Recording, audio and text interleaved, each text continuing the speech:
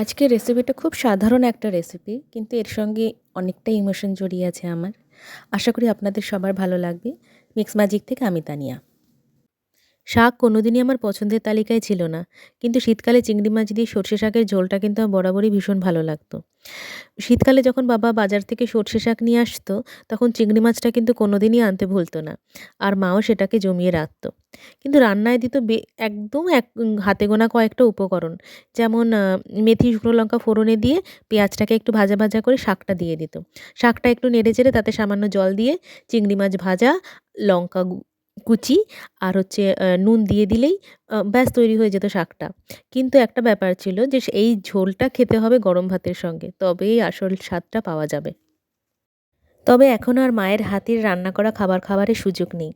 তবে যতটুকু মাকে দেখে শিখেছি সেটাই ঝালিয়ে নিই বারবার। আজ এটুকুই, ভালো থাকবেন সবাই।